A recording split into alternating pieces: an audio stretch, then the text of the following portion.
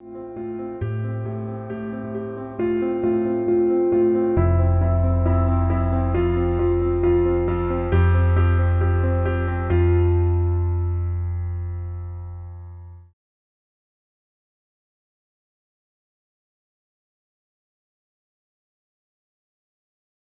a gente vai para a nossa última apresentação com a professora Carla. Carla, tá aí? Olá. Carla, não vou fazer as vezes para a nossa presidente da sociedade. Acho que ela pode se apresentar, né, muito melhor sozinha.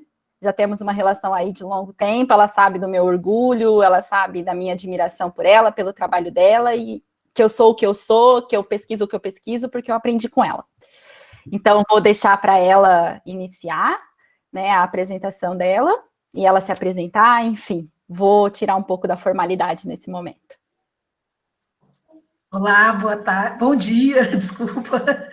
Com certeza é um prazer, né, estar aqui cercado de tantos amigos, né, e de pessoas tão importantes para nós, né. Eu vou projetar aqui a minha apresentação e a gente já vai conversando um pouco.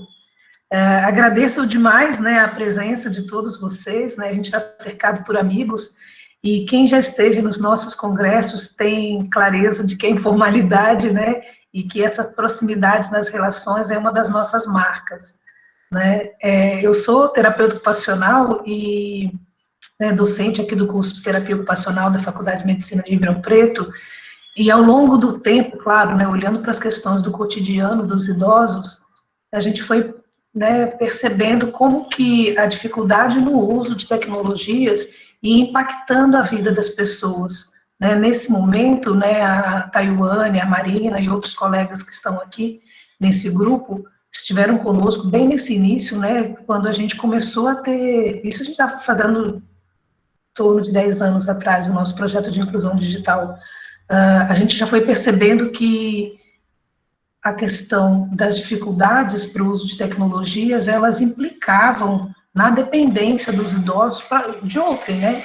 Para que outras pessoas fizessem algum tipo de ajuda, né? E eles ficavam dependentes mesmo, para coisas que possam ser muito simples, né? Como tirar uma foto de uma violeta, né, que floriu, né, a manusear um controle remoto dentro da casa. Controle remoto de televisão, por exemplo, né, ou mesmo manusear uma máquina de fazer pão, né, que alguém ganhou, ou micro-ondas, né.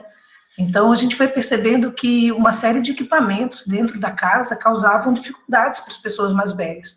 E a gente não estava falando do celular, a gente estava falando desses objetos que tinham algum tipo de mídia digital e que as pessoas tinham dependência, né, para o uso, pelo menos total. E foi assim que o projeto de inclusão digital começou. E também começaram os nossos estudos sobre tecnologia, né, isso há um pouco mais de 10 anos atrás. E não só pensando a questão do uso, mas pensando que tecnologia é essa que adentra as nossas vidas e que exclui uma certa, né, um grupo enorme da população. E a gente não está falando só de idosos, né? Enfim, então, assim, esse é o nascimento da Sociedade Brasileira de Gerontecnologia, né, quando ela começou a pensar o incômodo que a gente está sentindo, né, pela questão da falta de habilidades e competências para o uso de tecnologia, e o quão era cruel e excludente, né? Então, esse incômodo mexeu com uma série de colegas aqui, todos vocês que estão aqui hoje, né, envolvidos aqui nesse webinar.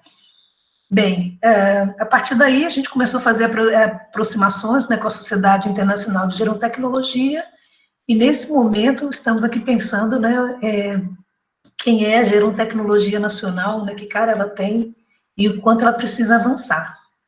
Bem, a minha missão foi muito fácil, né, aqui nesse webinar, porque depois da fala do Henrique e da fala do Johanne, os quais eu agradeço demais a presença, né, são colaboradores fantásticos junto à sociedade, e então a minha função ficou muito tranquila, porque eu fui fazer um cata, né? Eu fui fazer um panorama geral sobre o que as pessoas têm feito, como é que a questão da tecnologia, com apoio aos idosos, ela vai aparecendo.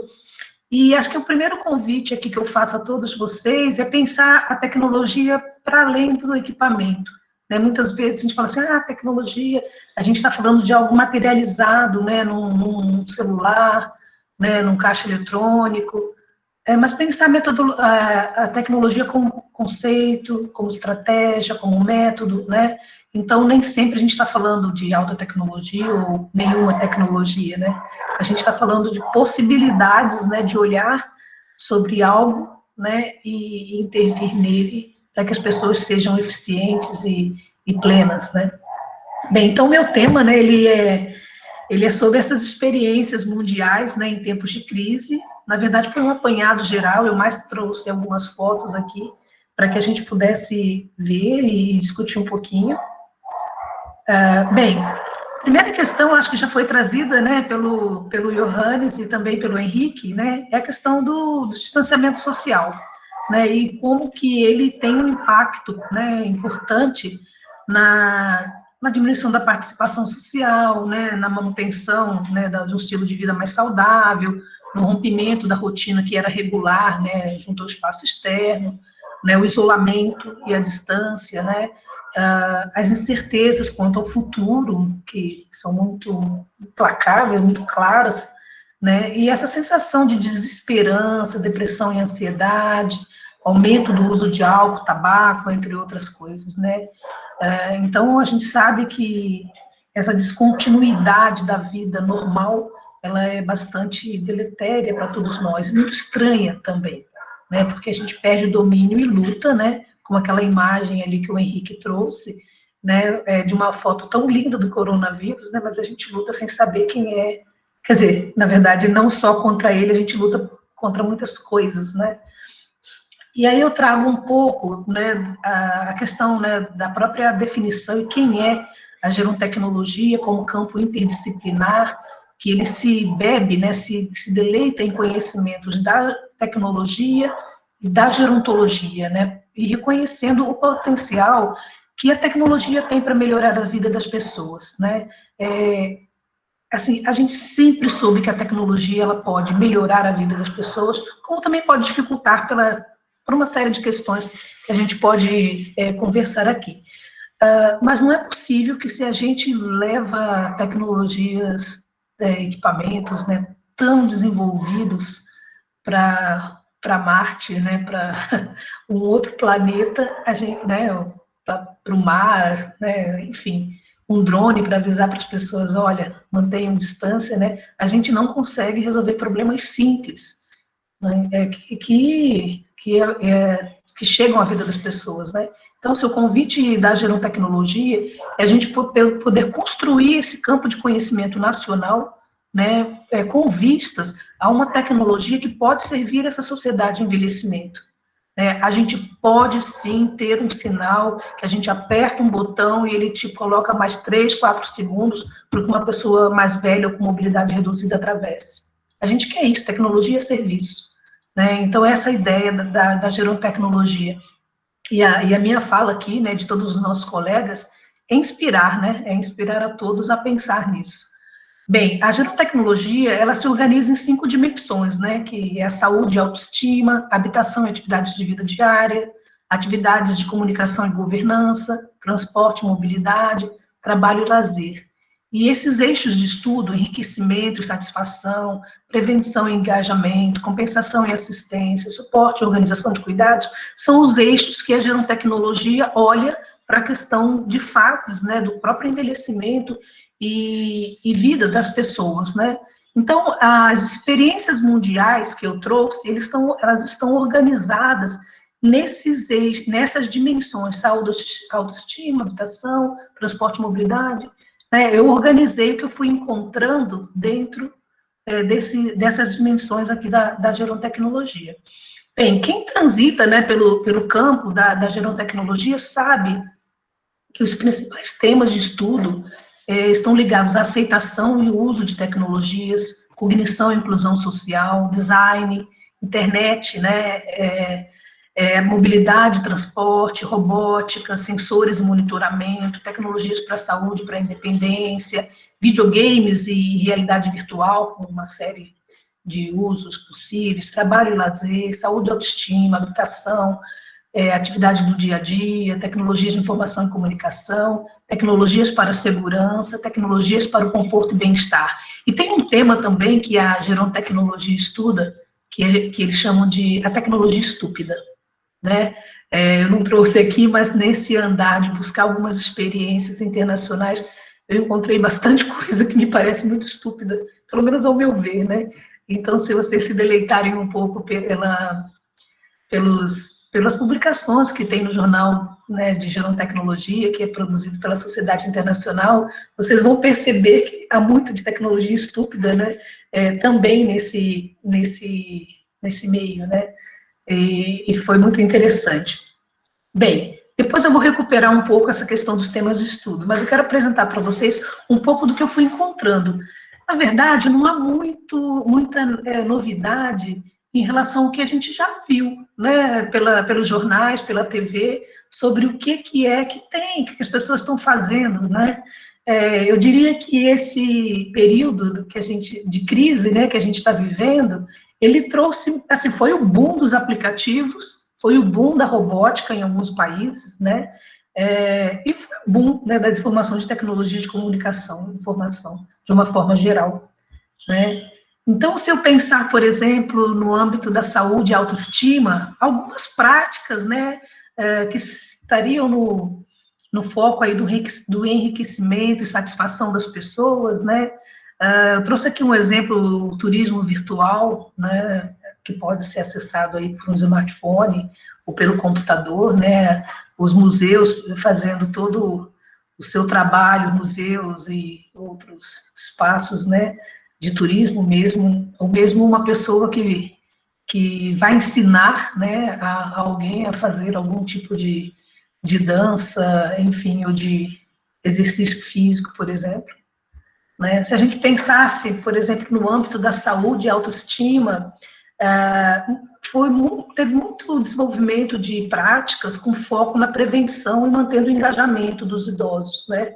Desde as atividades físicas, atividades cognitivas, via o computador, via celular, né? Os aplicativos de mindfulness, aplicativos com foco na saúde mental, né? Respiração, meditação, uma série deles, né? Também bastante iniciativas no âmbito do suporte à organização do cuidado, né? A gente viu, assim, muitos atendimentos por profissionais da área da saúde, né, e também outros profissionais, né, utilizando aí o tablet, o computador, né, os robôs, especialmente, né, nos países asiáticos, né, muito inseridos, né, desde a primeira chegada das pessoas até a unidade de saúde, até o hospital, né. Assim, eu encontrei um grupo de robôs que eles foram falando qual era a função deles, né, e eles só tinham um rosto, um sorriso, e ele falava: a minha função é dar bom dia, seja bem-vindo, vamos cuidar de vocês. Era só isso que ele fazia. E a função dele era receber essa pessoa de início.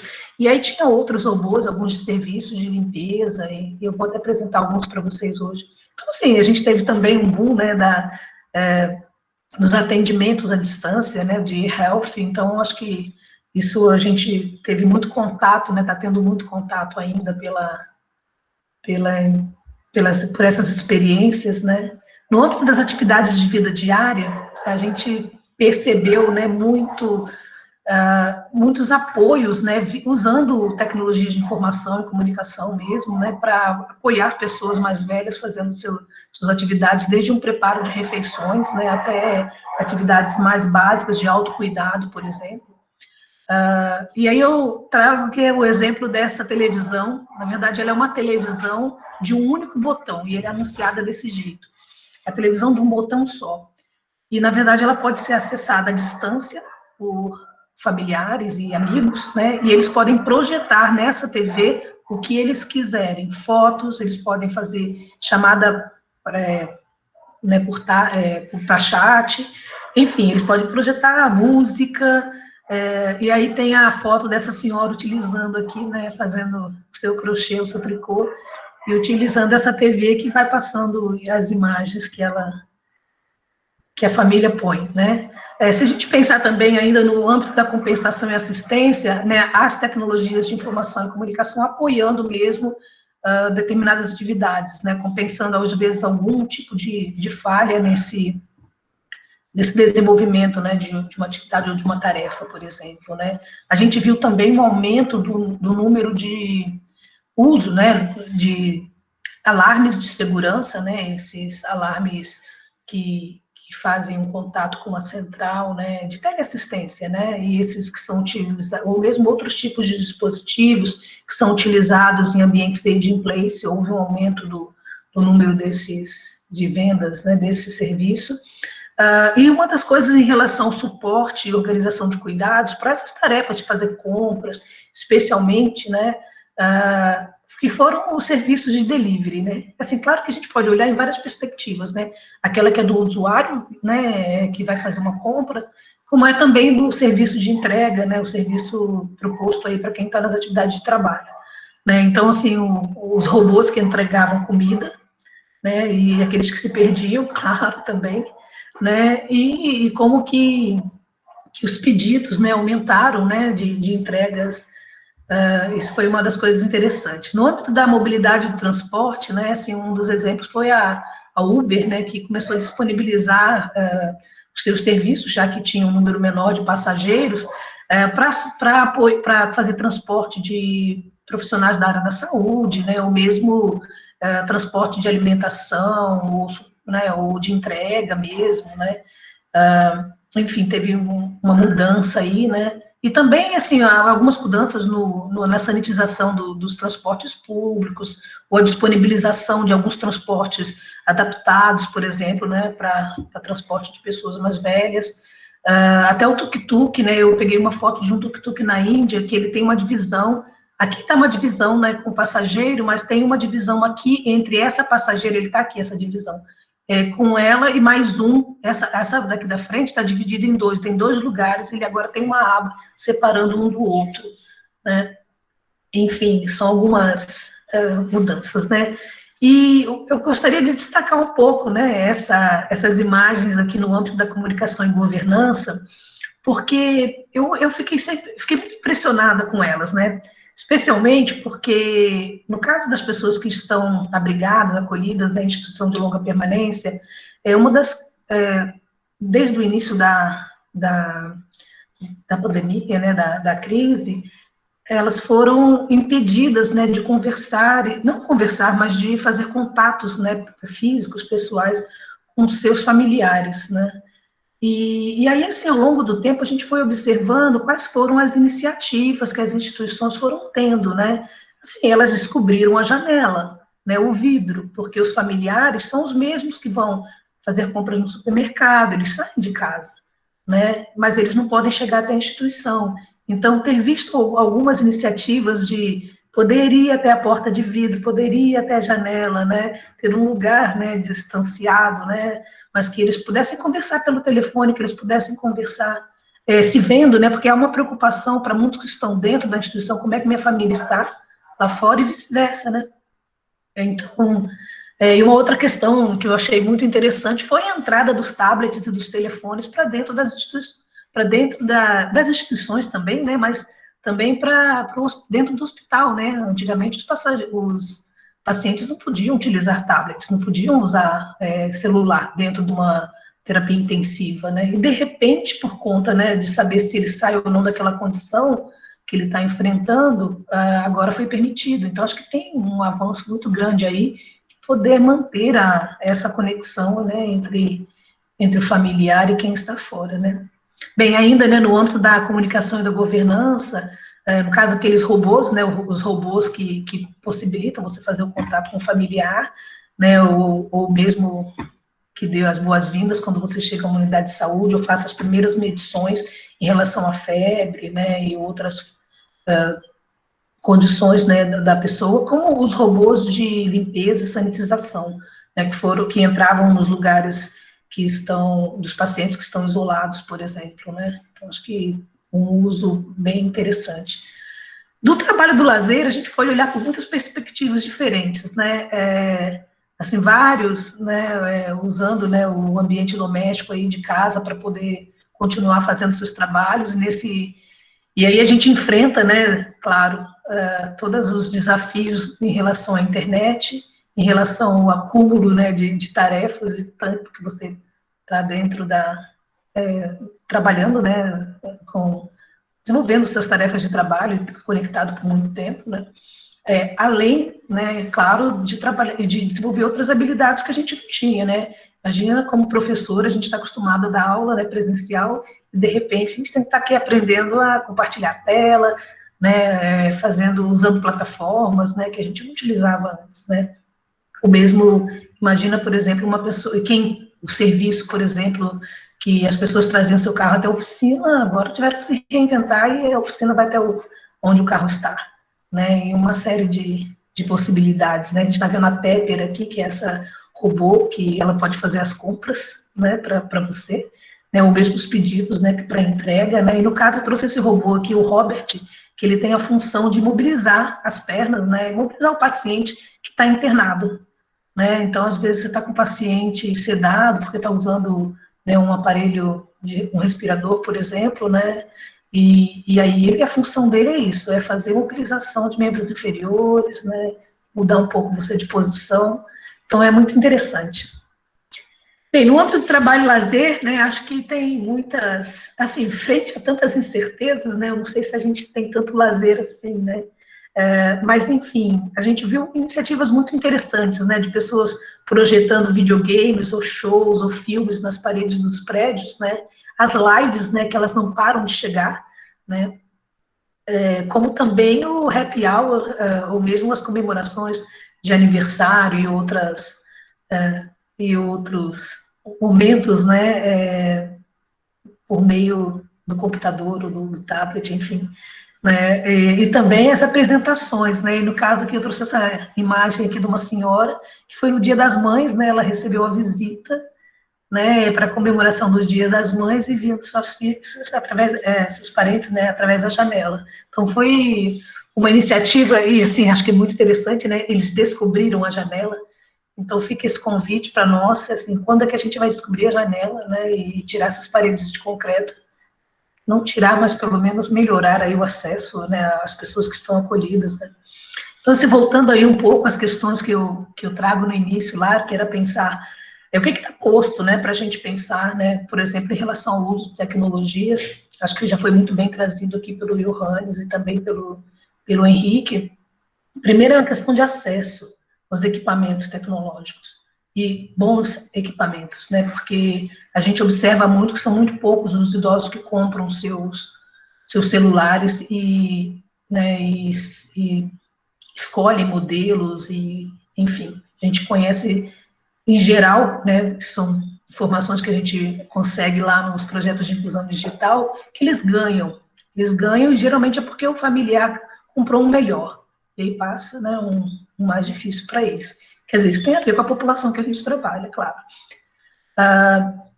Também as habilidades e competências para o uso de tecnologia dos mais velhos, né? Então, assim, a gente, claro, está claro para nós, né, que as pessoas idosas, né, elas estão hoje nesse momento de transição, mas elas estão, né, são excluídas digitalmente, né? E essa é mais uma das exclusões, na verdade, não é só pensar assim, tá, elas não estão incluídas digitalmente. Elas não estão incluídas em uma série de outros aspectos, né, dimensões de vida, né. E acho que também uma questão é a negação que a sociedade tem sobre as necessidades dos mais velhos, né. No início da pandemia, foi muito engraçado até. Assim, claro que não é engraçado no âmbito da pandemia, mas como as pessoas achavam que velho só precisava de comida e remédio, né? Isso chamou a nossa atenção, e de repente, conforme a pandemia demora um pouco mais, né, o distanciamento acontece um pouco mais longo do que a gente imaginava, e aí começamos a pensar, olha, ansiedade, depressão, né, isolamento, né, sofrimento. Então, assim, outros aspectos da vida foram contemplados, né? Então, assim, será que a gente consegue manter a mobilização social para essas questões, né? E em relação à questão das desigualdades, né, no uso de tecnologias, elas não são só, né, para os mais velhos, né? A gente está falando que uma boa parte da população está excluída digitalmente, né? A questão da população brasileira. A gente viu agora, né, há pouco tempo, aí, recentemente, no recebimento dos benefícios, né? Pessoas que não conseguiam fazer o acesso, fazer o cadastro, né, ou lidar ali com uma dificuldade que estava tendo, né, para o uso ali daquele sistema, né? E assim, isso não tem a ver só com elas, tem a ver com como é que os sistemas são pensados, né? Uma conta que se você vai acessar e por uma questão de segurança, você erra 2 ou 3 vezes, você não tem mais acesso, você tem que ir presencialmente ou chamar alguém por telefone, né? Então, você vai vendo quanto a tecnologia, ela não é amigável, né? Então, assim, acho que a gente tem que pensar na perspectiva de educação digital para todos, né? E isso tem um valor tremendo para as pessoas mais velhas, né? Primeiro porque eles têm uma grande potência, né, para o aprendizado digital, e que isso vai melhorar a participação social, né? Vai melhorar o acesso à informação e a serviços, de uma forma geral, né? E também porque o desenvolvimento de habilidades para o uso de tecnologias, ele vai diminuir a dependência, né, dos idosos. A gente pega, por exemplo, os idosos que vão até o caixa eletrônico, eles não levam um familiar junto só por uma questão de segurança, também importante aqui no Brasil, né? Eles são muito vulneráveis, mas também porque eles não sabem quem vai executar a tarefa, eles precisam que alguém execute aquela tarefa ali naquele momento, né? Então, tem questão importante de pensar a independência do sujeito, né? E aí, por conseguinte, a questão de autonomia também, né? E ampliar o senso de fazer parte desse mundo contemporâneo, na qual as tecnologias elas estão muito integradas, né? Então, assim, a exclusão digital, né, ela passa pelo acesso, pela falta de domínio, e ela vai ampliando, ela vai, né, deixando mais pesado esse sentido de não fazer parte, né? Então, assim, pensando que a educação digital, além de poder ser emancipadora, né, ela é um excelente momento para essa sociedade desenvolver conhecimento sobre os idosos, né? Como que eles aprendem, né? Como estimulá-los, né? Como percebem a tecnologia no âmbito da utilidade, de facilidade do uso, né? E como os anos de estudo, as crenças, as percepções das pessoas, as experiências prévias com outros tipos de tecnologias, eles vão influenciar essa aprendizagem digital. Podemos avançar muito nesse quesito, né? De aprender, né? Como trabalhar, né? Como os idosos desenvolvem conhecimento e como a gente pode fazer, né? A partir daí, né, pensar nos produtos, pensar nos sistemas de uma forma mais geral, melhor, né? E aí, sim, isso nos coloca também a necessidade de desenvolvimento de equipamentos e sistemas que sejam mais intuitivos, né, e amigáveis, né? Então, isso é extremamente importante, porque não basta só curiosidade, você ir lá e mexer num equipamento, né? Como o Johannes fala, tem muito mais coisa envolvida nisso, né? E acho que uma outra questão que eu chamo, né, assim, a gente não só pensar nos termos de políticas públicas e de participação, né, de políticas inclusivas, né, mas assim, de responsabilização também para os privados, né, porque uma empresa que vende um celular tão caro para o idoso, para qualquer pessoa, é possível que ela não seja responsável por um uso pleno daquele equipamento, né, você tem responsabilidade, se uma empresa, uma clínica, um banco, ele faz um sistema, não é possível que aquela porta de vidro do banco, que deixa uma série de idosos para o lado de cada porta, apanhando para poder fazer ali, ó, colocar sua senha, e a tela volta de novo, não é possível que eles não tenham responsabilidade sobre isso, né? Então, assim, a questão de pensar em tecnologia é pensar essa tecnologia que pode ser muito mais amigável, pode ser mais fluida, né? E que a gente possa ser mais pleno, né? Uma questão de cidadania. Então, assim, eu trago aqui um pouco dessas reflexões para a gente pensar e dizer, olha, a gente precisa ser provocado, ser inspirado a fazer mudanças. Não é possível que a gente ache que é lindo chegar em Marte, né? Os nossos robôs chegam lá, mandam informações da Terra, tantas coisas, e aí, de repente, a gente não consegue operar uma caixa de banco. Enfim, eu trago aqui também algumas boas práticas, coisas que eu fui vendo também nessa experiência de dar uma levantada de informações aí, né? Primeira questão do uso mediado, né? E acho que as famílias, né, os mais jovens, eles podem, né, mediar muito o uso de tecnologia. Você imagina uma instituição de acolhimento, né, uma ILPI, por exemplo, que você possa ter uma unidade digital, possa ter alguém que sente ali e ajude a fazer o contato, né, usar a televisão, né, ao invés de ter do celular tão pequenininho, um tablet, algo que possa ajudar, né. O mesmo desenvolvimento de habilidades para o uso, essa foto é do nosso projeto de inclusão digital aqui de Ribeirão Preto, no qual foi a última sessão antes da crise, né, que a gente estava ensinando os idosos a usar o aplicativo do coronavírus, né, que é do Ministério da Saúde. Então, assim, a questão de pensar os programas, os projetos que são voltados aí para o aprendizado, né, de novas tecnologias, né. E aí eu trago uma imagem também do nosso projeto mesmo, né, que nesse momento eles estão aí fazendo vídeos e auxiliando as pessoas por telefone a fazer as suas, aprender, né, a ligar, a baixar um aplicativo, enfim, estão se esforçando em criar novos métodos, né. E acho que outras práticas que eu vi, por exemplo, essa que me chamou a atenção, né, das narrativas e memórias das famílias com pessoas acometidas pela Covid, né, foram gravadas, mesmo gravadas com o celular, né, também chamar atenção, né, não só pensar no smartphone, mas o uso do telefone fixo, né, e telefonemas qualificados, porque, no fundo, assim, a conversa com o idoso ela é muito curta, embora quem conversa com o idoso fala, geralmente ele quer falar bastante, né, mas assim, oi, tudo bem? Tá tudo ok? Você tá precisando de alguma coisa? Ah, não, tá tudo bem, tá tudo bem. Ah, que bom.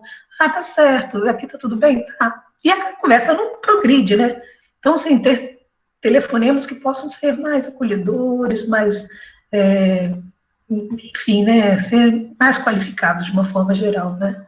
E, assim, acho que uma outra questão que eu vi bastante interessante foi esse grupo de acolhimento, que é o Disputa Solidária, né, tanto via celular e via telefone fixo, que acho que foi bem bacaninha. Desenvolvimento de materiais, aqui eu trouxe uma imagem aqui para pensar os livros falados, né, que possam ser passados desde de telefone, né, até pelo celular, você pode também acessar. Vi também grupos de cuidados aqui, né, e esse aqui é um exemplo aqui de Ribeirão, foram vários grupos que foram criados aqui pela Faculdade de Medicina, aqui pelo curso de terapia ocupacional, e eu chamo atenção para esse grupo de autocuidado, né, que eles utilizam a plataforma, né, uma das plataformas digitais aqui, ou mesmo o WhatsApp, e grupos pequenos, né, dentro do que o WhatsApp consegue. E esse aqui, eu tenho essa imagem dessa senhora que foi o desfile dos colares, porque aí, assim, a percepção foi de que os idosos, que já que eles não saem, não vai na missa, não vai no mercado, não vai nos seus grupos, estava tendo uma dificuldade de se arrumar, né, de cuidar de si, né, mexer no cabelo, deixar, enfim, se deixar um pouco mais cuidada, né, e aí a gente combinou um desfile de colares, cada um do grupo podia escolher 3 colares para desfilar e mostrar para as pessoas. E aí tem a foto aqui dessa senhora que escolheu, tirou as fotos e mandou, e as pessoas foram comentando, nossa, que legal, com que roupa você usa, quem te deu, como é que você comprou? Enfim, a ideia era conversar um pouco, né? Bem, também aqui, né, pensando em outras práticas que não necessariamente envolvam tecnologia, mas envolvem atividades com propósito, né? Assim, a gente não está só confinado, sendo resguardado aí, né, de adoecer, mas também, enquanto muitos idosos com suas habilidades de costura foram para a máquina costurar, né, e auxiliar aí as pessoas que estão na rua, né? Então, aqui desde colocando as máscaras aqui para quem quiser passar e pegar, né? Ou pessoas disponibilizando água, disponibilizando livros, papel higiênico, por exemplo, ou alimentos, né? Isso é lá da Itália, vários idosos baixavam suas cestas, né? E nela vinha escrito: estou precisando disso, estou precisando daquilo, né? E as pessoas passavam e doavam, né? Então são. E eu trago aqui também uma experiência de Ribeirão Preto, que um dos asilos instalou, das instituições aqui de Ribeirão, ela instalou uma pia para o lado de fora da cerca, para que as pessoas que estavam na rua, moradores de rua, pudessem lavar suas mãos, né? Então, são experiências de boas práticas que a gente foi observando. Bem, para finalizar, eu queria só, assim, trazer aqui que esses tempos de crise, eles requerem olhar para as necessidades, né, sociais, para as necessidades dos mais velhos. E a gente tem que ser continente às demandas do outro. Não dá para ser continente se a gente não está aberto para identificar quais são essas demandas, para ouvir. Por um tempo, do início da crise, todo mundo entendia o que os idosos precisavam. A quantidade de organização sobre rotina, sobre como fazer isso, como fazer aquilo. Todo mundo virou um especialista na vida do idoso, né? E assim, muito pouco ouvindo qual que é a tua necessidade, o que você precisa, né? Você tem fome de quê, né? Então, assim, poder voltar a se olhar, né, e fazer esse idoso contar, né, e dizer, olha, estou passando por isso, né? Então, e outra questão que acho que está na nossa responsabilidade é ampliar as capacidades adaptativas, né? Isso está sendo desafiado para todos nós, né? Assim, está todo mundo nesse barco, né? Como é que a gente se adapta a esse momento qual a gente nunca viveu, né? E outra questão, né? E aí eu volto ali naquela imagem lá de ser mais empático, né, e poder aumentar a rede de suporte, né, assim, essas iniciativas são todas de pensar com quem você pode contar nesse momento, e cada vez mais você precisa contar, né, com todos, né, é isso, essa ideia de que a gente não está sozinho, todo mundo construindo esse conhecimento agora, nesse momento. É isso, gente, eu agradeço demais, né, tem aqui o meu contato, com todos os contatos da SBGTEC, fica um convite aí aos colegas que estão aqui a fazer a associação, né, a nossa, né, a sociedade de todos, porque a ideia dela é construir esse campo de conhecimento no Brasil, e pensar como é que a gente pode avançar, né, para essa tecnologia servir a nossa sociedade. Obrigada a todos. Carla, muito obrigada pela sua fala, né? Sempre muito, muito inspiradora. A gente teve algumas questões, né? Alguns comentários. Eu acho que a Carla pontuou muito bem, né? A questão do uso da tecnologia pelo idoso, também destacou, né? A questão do design participativo. Acho que a Carla não usou essa fala, mas ela falou que a gente tem que dar mais espaço, né? Para essas pessoas para quem é o usuário final, né, que é o que a gente chama de design participativo. O usuário final, ele participa no design dos produtos para que eles sejam mais amigáveis, né, mais úteis e também tenham mais segurança. Esse foi até o tema do Congresso Mundial de Gerontecnologia, né, do Encontro Mundial de Gerontecnologia, que aconteceu em 2018 nos Estados Unidos. A Bruna também destacou, né, a questão da usabilidade, a Bruna Kim. Os modelos falam muito isso, né, que o idoso precisa sentir que a tecnologia seja útil, né, e que ela facilite as atividades cotidianas para que ele possa aceitar e incorporar as tecnologias, né, no dia a dia. E o Wilson Pedro, o professor Wilson, fez uma pergunta para a Carla, né, não só para a Carla, acho que para a Carla, para o Johannes e para o Henrique, sobre quais são as experiências brasileiras e portuguesas, né, que vocês consideram mais inovadoras nesse cenário atual.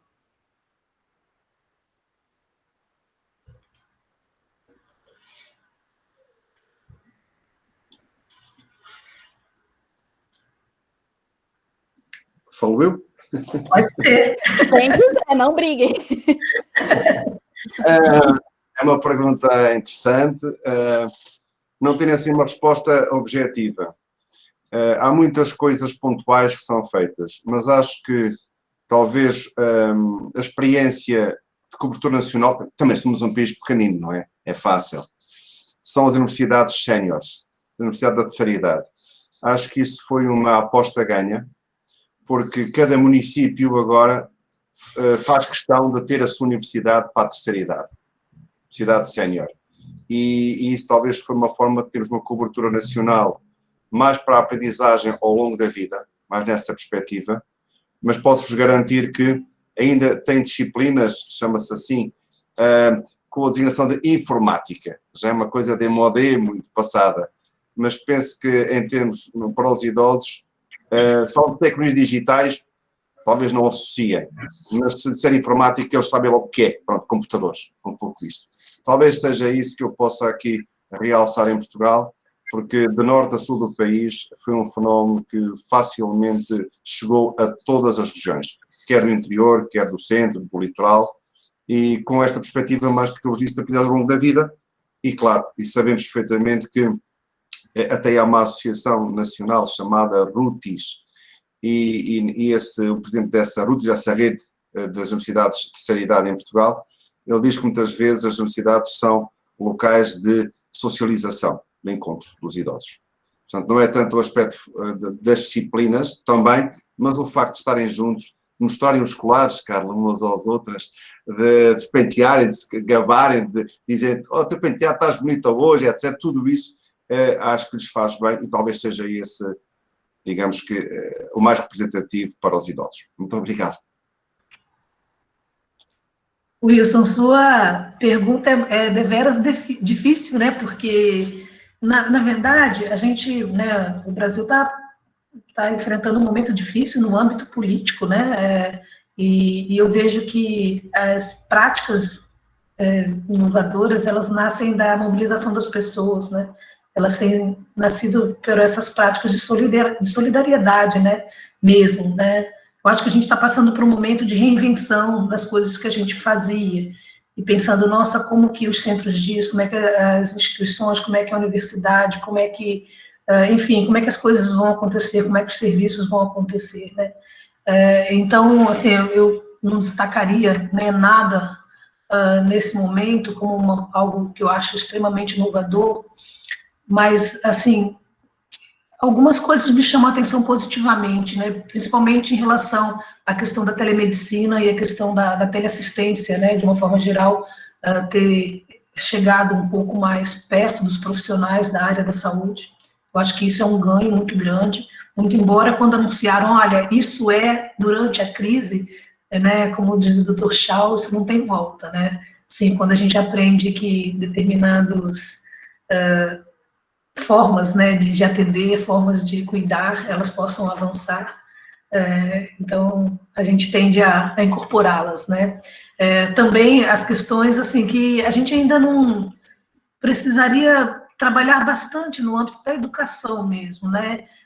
Como que que o uso das tecnologias, pensando nos ambientes de trabalho, pensando aí, né, com foco das pessoas mais velhas, né? Como que a gente pode avançar, né? Acho que isso eu chamo a atenção. A gente desenvolveu muitas habilidades, né? Mas a gente ainda precisa avançar um pouco, né? Enfim, acho que não destacaria nada mais inovador, mas todos os apoios que eles estão saindo aí dos profissionais, que eles estão saindo das redes de solidariedade, do terceiro setor, né? Enfim, acho que de uma forma mais ampla, eu vejo que o grande ganho está vindo daí, né? A gente ainda, de fato, não tem nada tão consistente no âmbito político mais amplo, né?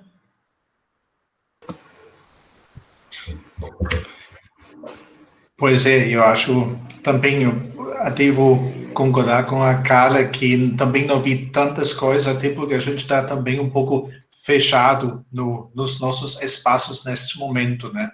Uma coisa que eu vi, que eu achei bem interessante, é, no fundo, um teleatendimento de serviços, né? Então, por exemplo, a questão tanto de psicólogos, psicoterapia, até a questão de fisioterapia, então, com pessoas idosas, é uma forma interessante de usar que tanto os profissionais quanto os idosos não tinham pensado isso antes, começavam a descobrir por intermédio dos familiares e estão percebendo que está funcionando, quer dizer, estão conseguindo fazer o que é bom para o profissional e o que é bom para a pessoa idosa também. Então, acho que esse é um elemento que eu vi de novo aqui acontecendo. Mas eu queria também aproveitar ainda para colocar uma preocupação, especialmente em relação às pessoas idosas, né? O que eu tinha ouvido de vários colegas aqui no Brasil, o Jorge Félix e a Gita Debert, então, publicaram uma questão, muito preocupação com a questão da imagem das pessoas idosas na sociedade, que nesse contexto da crise, da pandemia, está piorando de novo. Então, está voltando uma questão de certo desprezo, um certo descaso com pessoas idosas, de colocar todo mundo que tem mais que 60 anos está no mesmo boto, então todo mundo tem que ser tratado de forma igual. Então, essa é uma questão que eu vi também internacionalmente, assim, em artigos que lá na Alemanha são preocupados. O Hans-Werner Wahler, um colega de Heidelberg, né, o Fred Karl de Kassel, então, que apontam por este perigo, que especialmente nesta pandemia a situação das pessoas idosas ficou muito frágil. acho que o Henrique mostrou muito claro, o risco de saúde é em cima das pessoas idosas, está correto isso, né? Mas a gente tem que cuidar para isso não se transforma de novo numa imagem negativa, em geral, as pessoas idosas, que as próprias pessoas idosas podem assumir, engolir com o tempo. Então, aqui também uma pequena alerta nesse sentido.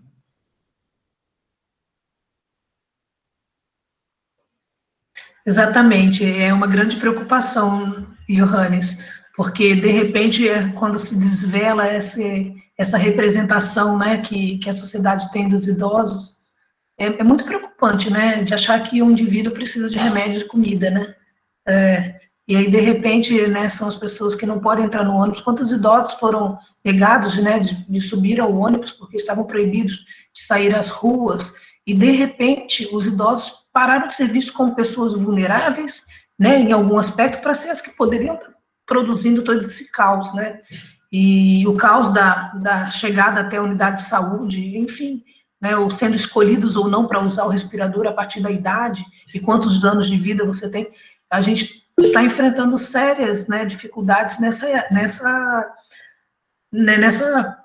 percepção das pessoas, né, sobre quem é o idoso, né. Então, assim, é muito preocupante o quanto a gente perdeu num avanço, né, que já estava sendo feito. É verdade, a preocupação de todos nós.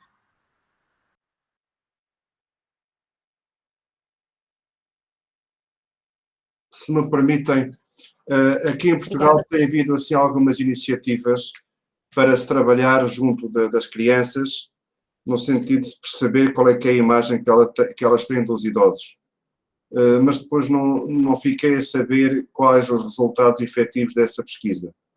Mas era importante desmistificar um pouco essa imagem, logo desde crianças de tenra idade mesmo, dos 3 anos, 5 anos, dos infantários, para que elas possam conviver com os idosos como outros cidadãos normais, com aspectos específicos, são mais velhos, sim, tudo bem, mas são pessoas válidas à mesma. Era só deixar também esta nota, porque às vezes fala-se nestes estudos, mas depois não me parece que haja uma consequência ou uma sequência dos mesmos. Era só. Obrigado.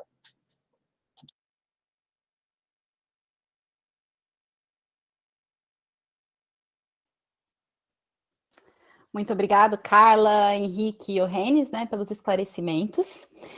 Agora eu queria encerrar, né, o nosso primeiro webinar, agradecer a todos que estiveram presentes conosco. Tivemos um número de 138 pessoas que ficaram ligadas, agora ainda temos 120 já na finalização, então tivemos uma grande adesão, né, muito mais do que a gente esperava, ficamos muito felizes, esperamos que seja o primeiro de muito, e que vocês olhem nosso site, se associem à sociedade, é muito importante para que a sociedade tenha mais visibilidade, para que a Gerontecnologia tenha mais visibilidade, é muito importante que nós sejamos fortalecidos, né, aqui no Brasil, a nossa é inovadora, a nossa sociedade é inovadora, a gente tem uma grande relevância frente à sociedade internacional.